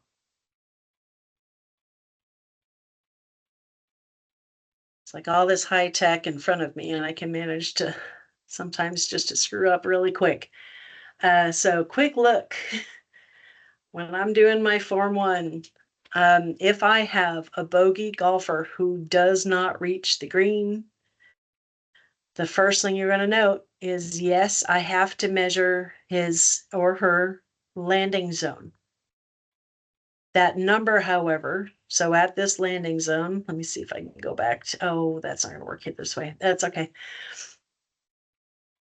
That bogey golfer will start at the top. For topography, the bogey does not get elevation unless from their landing zone, because it's approach shot elevation where you use the elevation target or the topography elevation column. So it's not uphill or downhill from right in front of the green. So the tee to green was -12. So that would put you in the par 3 hole, -10 column for scratch. And the bogey had a topography that was described on the page as moderate. So that would be a 2, minor to moderate. So minor to moderate for the bogey right off of the chart is a 2. That stance or lie only applies if they have a landing zone that's in, I don't want to call it a fairway landing zone, but a landing zone that's not off the tee on a par 3. Does that make sense to everybody? Okay, we'll go to fairway. Again, you're going to measure if I have the bogey has a 22-yard wide fairway area. That number refers down, zoop, zoop, and I will circle and draw an arrow. I've been doing this for newbies for several years, and I keep trying to teach this to some of the folks who've been rating for a while. But I think this would help you to understand that even though you're measuring the fairway, you still never will have a fairway rating. It's right, that description is right out of the book. There's a par 3 note that fairway ratings are not applicable. Boom, par 3 holes under fairway, no fairway rating. But you do still have to measure everything else. So in this section here, and I probably could have written that a little bit better. I think the highlighter, instead of making it stand out for women, actually made it too gray. Scratch, either scratch male or female at the 225 or 175 yard shot to a column 4 green was a 6 off of the chart for either one. The male golfer at 25 was was a 2 off of the chart, and the female golfer at 25 was a 3 off of the chart. Good there, everybody. Good on that information. Okay. When you get to R&R, right off of the chart, we know that bogey fairway width is going to adjust, going to affect, the bogey's R&R chart number. So the scratch comes right off the books. It was 2 1/4 yard wide. Scratch had a 6, is a 5 right off the charts. Bogey male at 2 is a 3 off of the chart. Bogey female at a green target of 3 is a 4 right off of the chart. Either male or female bogey. If you look under bogey ratings only, which is right under your R&R chart, I'll try and get rid of the glare. This bogey rating only, note here, that's under 3 with an asterisk, with the under 3 because it's a par 3 hole. It doesn't mean that you're going to add 3. It just means that it's a 3 adjustment. If the bogey player cannot reach the center of the green on a par 3 hole in one shot, or lays up and the area short of the green is at least 20 yards wide and is cut to fairway height, it is a +1. If the area short of the green is less than 20 yards wide and is cut to fairway height, or no such area exists, maybe it's not cut to fairway at all, or it's all rough, or something else is going on, it would be a 3 adjustment of +2. So in this situation, the 3 adjustment is +1. So I'm going to write down 3 in parentheses +1. And I'm going to add 1 to either the male or the scratch or the women bogey. Sorry, either the man or women golfer. Oh goodness, I really can't talk today. Looking at bunkers going forward. Reminder that you're going to use the green target for scratch coming in from the right and the bogey coming in from the left. You've been given the bunker information of 1.25 and over 3 feet deep. So that tells you it's 1 deep for everybody. There's a note here to apply an N adjustment of -1 because the chart, the Greenside Bunker Rating Table chart, assumes there are bunkers near a fairway landing zone. So no fairway bunkers, correct? Not always. So that note under N adjustment that says reduce a table value by 1 shot because there is no fairway bunker. You also want to look back here in the description part. So here's the chart before it under the descriptions. On a reachable par 3 hole, reduce the table by 1. On a reachable par 3 hole, reduce the table value by 1. Use the N adjustment.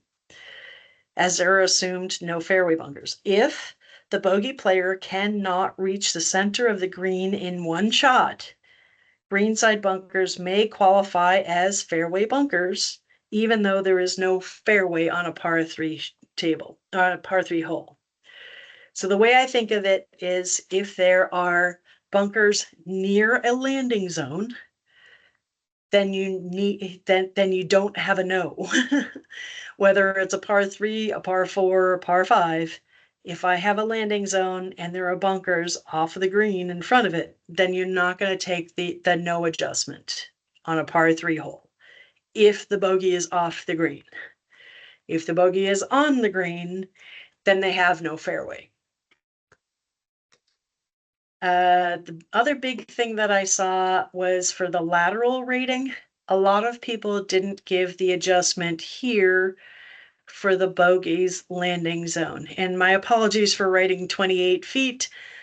If you think about our charts, we don't write whether they're feet or yards. We just know it's feet or yards. So I did write a note saying it's yards, not feet, but a few people didn't catch that. So that 28 yards from the center of his landing zone or her landing zone is a full tee shot to the 28, which for either one, full tee shot to a 28 is a 5. A lot of people only gave the short shot to the green. So at that point, I have 25-yard shot to 28. That's an easy shot. A full tee shot to a 28 is not an easy shot. So reminder again that you have to look at the landing zone. And then trees, same thing. I have a landing zone. Look at that tree shot rating table. Again, it does not say par. It says 1 shot hole, 2 or more shot hole. It's nothing in here that says anything about par. 1 shot hole, I get to the green and it's moderate is a 2. A 2 shot hole, I have a full tee shot to a moderate tree. If that were a par 4, that's still a full tee shot. That would be a 4 right off of the chart. If then again, I have a short shot to the green. At that point, that shot to the green, if I looked at it individually, would probably be a 1 from 25 yards out. I'm not going to hit a 25-yard shot and then hit a tree that's 28 yards that way. Hopefully, I could probably do that. Our bogey golfer per the books wouldn't. So that's where you want to look at that. Remember that the tree rating table. Is it a 1 shot hole or is it a 2 or more shot hole? And on that one, somebody brought up calling it a 3 instead of a 2. I'm okay with that. I wouldn't have a problem with that. I have a question from Rod. Yeah, so if we throw another wrinkle in this and make it 160 yards for the lady. Now this becomes a transition possibility, right? Yeah. Do you want to deal with that? Shoulda, woulda, coulda is, I wouldn't give her a transition on this case because a bunch of that green is blocked by that bunker. So you've got a green, if you want, the whole shoulda, woulda is, I don't want to get too deep on this, but I'm going to look real close. She's technically 10 yards from the center of the green. Okay. If it were, and it is a little bit of a downhill shot, you might get a couple of yards of extra roll. If you decided to give her a transition zone, I would use the less than 50% procedure. Give her the half and half. So Okay. half the time she makes it, half the time she doesn't. So right off of the chart, let me go right to the chart here. I have a column 4 for women. It's a 5 right off the chart for her green target. At that point, since she's going to be off fairly more often than on, I still would have a landing zone. I still would have a 3 adjustment. I still would have the potential for that yes on fairway bunker. And I would at least split the difference on trees, if not still give her a 4 potentially. I might split an average, but I probably would still give a 4. Okay. The likelihood of the bogey getting in trouble on a more than full shot length shot is pretty high. Okay? Okay. Good. I realized it was Okay. contrived, but I figured I'd better ask. Gotcha. Kimberly? Kimberly, you are on mute. I'm a dork. Okay. It's okay. So Rod had helped me with some lateral, but I see, and I got this right on the test, but I don't see where the bogey's approach shot of 25 yards to the green is anywhere on there that shows a 2. If you look at my numbers on my chart, Yeah. Right. that's my numbers to the green. I'm always going to put a slash. The 4 is the full shot to the green. So if it's either the scratch or bogey, right? So you're hitting, I'll look at this scratch lady. She's hitting 175 to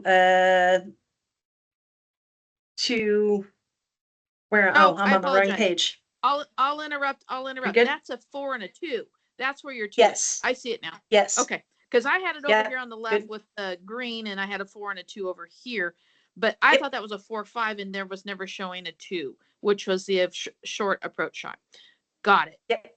Thank you. That's where I like to put mine. For me, I like to go Yeah. across and not go across and then back to get all my numbers. There are quite a Yeah. few people who don't like this. This is the way that I like. I prefer to write it down.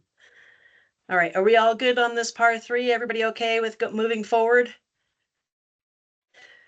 And I'll fix my presentation to get that out of the way. Pardon again, my wonderful owie there. Just come on, go away, go away. So here's some questions to think about when a bogey cannot reach the green. First of all, remember, if the bogey has a landing zone, you have to collect all the information on a Form 1, just like any other landing zone on a par 4 or par 5 hole, from the guide and the manual. So this comes up under every single adjustment. Under topography, note, under one-shot holes, under par 3s, for shots where the bogey player cannot reach the green in one shot, rate topography as a 2-shot hole. Under fairway, note under par 3 holes, for the bogey player on holes where the bogey player cannot reach the center of the green in one shot, areas short of the green are taken into account by the par 3 adjustment 3 under R&R, the 3 adjustment of +1 or +2. Note under par 3 holes under bunkers. If the bogey player cannot reach the center of the green in one shot, greenside bunkers may qualify as fairway bunkers, even though there is no fairway on a par 3. Basically, you're not giving the no adjustment. So on bunkers, if the only bunkers surrounding the green on a par 3 that the bogey can't reach are at the back of the green, we would not be doing this. would be giving the no adjustment. It's just when the bunkers are at the front near their landing zone. Lateral, while there's no specific par 3 note, we record and assess that shot length at the landing zone, fairway or green, and the distance to the lateral obstacle from the center of the landing zone. Here's a different situation is why we rate as a par 3 or a par, and sometimes when we're going to rate as a par 4 when it's on the sheet. So in this situation, let me get my little mouse over here. I have technically what would be a par 3 length, but it is the forward tee. In this situation, if we rated it as a par 3 that the bogey can't reach, if this were the back tee, we would rate it as a par 3, but now it's the forward tee. Say, you have red, white, blue, and black. This is the black tee, and it's for men, or sorry, the red tee, the forward tee. It would be rated definitely as a par 4 for women. If you see me rate as a par 4, then I want you to rate it as a par 4. So looking at these things, again, if it's a long par 3 where the bogey player can't reach, normally they wouldn't or shouldn't be playing from the back tees. A short par 4, that forward set of tees, the scratch player might or could reach the green. Normally they wouldn't be playing that far forward. Rating other than what is asked for will artificially skew the course and slope rating as a disadvantage for that player. And it didn't matter until 2020 when the World Handicap System made par more relevant to the course handicapping, to handicapping and target score. And then, frankly, it wastes my time because if I ask you to rate it as a par 4 hole and you rate it as a par 3, then I have to go back and redo the information. So here's that same look. Think of this as 2 different holes. The first section is a par 3, a long par 3 that the bogey can't reach. And the second hole as a par 4 where the scratch could reach. If you look at the differences there, topography, I'm going to have an approach shot for topography and may or may not have elevation. If I have a fairway, I have no fairway rating if it's a par 3. I have 2 pretty good fairway numbers if it's a par 4. The green target rating. A long par 3 that the scratch can reach and the bogey can't, you're going to have a big green target. If the scratch is off the tee, off the green, he's going to have a short shot into the green, and both scratch and bogey will have a small green target.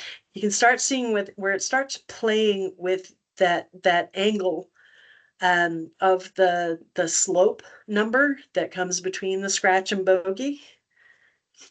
You can just start seeing where all this stuff would come in different. So I think basically it comes down to, if you see the words rate as a par 4 hole on your sheets, please rate it as a par 4 hole.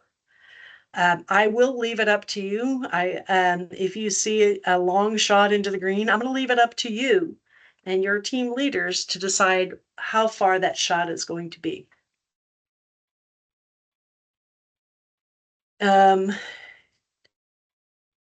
Bunkers, you're probably going to have, you may or may not have a yes. The crossing, the laterals might be different because you're going to have a short shot and a long shot.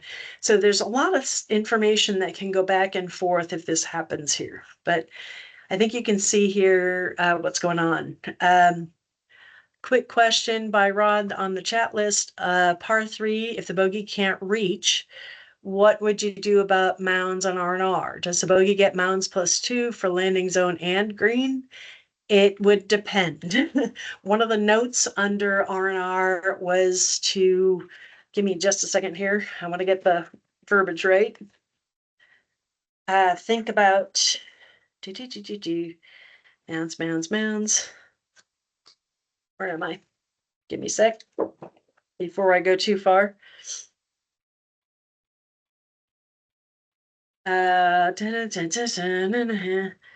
If mounds are, where is it? If mounds are, it's back here. Is it just in the notes? Anyways, you want to think about the number of shots and the yardage to all shots. So if I had mounds at the green, I'd still only have 1 point of mounds because you're still only going to hit to the green once. If I had mounds short of the green and at the green, you might have a mounds +2. It's kind of another one of those things where it's not necessarily to give it twice. There's something in the mound, I don't want to waste too much time on it, but there's a note in mounds that says talk about the number and severity of the greens. Are they really coming into play twice? Are they not coming into play twice? Or are they minor in both spots? Then I'd only give 1. So you're not really double dipping if you're doing it at 2 different shots. I have 1 in my landing zone and 1 at the green. I might do a +2. So again, without an absolute example, it's another depends, our favorite answer. Anybody still have questions about the par 3, par 4 issue? Good to go forward? Some quick basics for the course rating teams. And this is literally right out of the inside of your book. Again, bad glare off of this, so sorry about that. First, for each hole, the rating team must be composed of a minimum of 3 trained and experienced raters, 1 rater designated as team leader. The team leader must have attended a course rating seminar by an authorized association, whether that's OGA, PNGA, which we were hoping to have calibration again and haven't quite gotten to, or USGA calibrations. To avoid bias, do not serve as team leader when your home course is being rated. It used to be you weren't even supposed to rate your home course. As long as you're a team member and not a team leader, you're okay. And we can double down on that. I wouldn't be a team leader for women at Forest Hills Golf Course. That was my home course. But I could be a team leader for men. That is not my home course. For all my people who rate for either men or women, I could just switch you off. If we have enough people that I don't need you as team leader for that day, I might have you rating for the other gender. If we have enough people, I could have you work as a narrator, somebody who could help out with certain shots. So figure out where the dog legs might happen or how a play happens on a hole that's uphill, downhill. But we might not listen to you that day, just so you know. Anyways, let's keep going on. Do not play the course while rating it. A reminder that we are playing the course to support our rating. Yes, I want you to enjoy the course while you're out playing, but it's not about your score on rating day. We want to make sure that we have not missed or over or underrated something. I'm going to be a little bit more conscious about assigning tee times to people. So if we get off the course, I want somebody on the front who rated the front to play with somebody who rated the back. Could be that somebody saw something on the other side who didn't see something on that side. I want to kind of try and start mixing that up. I have a question from Kimberly. Or was that the old question? That's the old question. Okay, gotcha. Sorry. I'm gonna get rid of your hand, so I'm ready. I don't think I've already answered that one or not. You want to view each hole from the teeing ground, each of the landing zones for scratch and bogey players, and at the green. You want to rate the obstacles in accordance with the guidelines established in the course rating system guide. And it's not based on how you would play the hole. Do not discuss the obstacle values while evaluating a hole. That's not talking about trees on the tee. We're going to kind of give a quick value and move forward. If you wanted to talk about, we kind of got used to using the numbers instead of the chart values. So we're not going to say the trees are minor. We're going to say the trees are 2s. Don't worry about that note when you're talking about tree charts, but it's not getting tied up in the numbers of everything as you go. Number 7, do not record final obstacle values on the form until all positions have been evaluated. Yes, our sheets are erasable, but if sometimes you erase too much, it gets kind of wonky. Do not record, you want to agree within 1 unit with your team members. The team leader decision is final. And I have a note about that on the next hole. Do not discuss the course rating with the club. If anybody comes and talks to you either at the clubhouse or members coming up and playing with you and they ask what the rating is going to do, you can't tell them it's going to go up, it's going to go down. None of us know that. You saw the math behind it. If they absolutely need an answer, just reassure them it's going to change. So our OGA course rating procedure, you're going to show up the course at a assigned time. If you're going to be late, contact me ASAP. Form 1s will be provided, as well as pencils, clips, and anything else you need. Lasers will be provided. You may use your own. Please remember to check your batteries before you leave. I always have extra batteries. It'd be a lot easier. I might be assigning a little package to every team leader that has an extra battery and a couple of pencils and a few other items. Wear your volunteer shirt, name tag, and khaki pants, shorts, and skirt. Newbies, you're not going to have a volunteer shirt right off the bat. We're going to get you one as soon as possible. For everybody else, even though I was promised new shirts last year with the Centennial and it didn't happen, we're changing our logos. So we're not going to get new shirts this year and then new shirts again next year when the logo changes. We are stuck with the green shirts for 1 more year. I'm as upset about it as you guys are. But we have enough to get through this year. And if anybody who's been rating for a couple of years doesn't have enough shirts or done what I did and spilled a cup of coffee on it, let me know and we can get you another one. But if we can kind of limp through this year, we'll be okay. For those of us who go on trips that are 2-3 days, if you happen to have a different shirt that matches, it's okay. It's not as imperative that we are matchy as much as the tournament assistance group, that people are looking for somebody for something that needs to be answered right then, right there. Remember that while you're rating as well as playing the course, whether it's on the day that we rate, before or after, or as a volunteer with an ESC card, exceptional rater, whatever it is. The handy dandy you've rated a bunch card and volunteered a lot card. Apologize. If you're representing OGA, please think of that when you're playing. Please don't be loud and obnoxious. Please don't be driving up next to the green.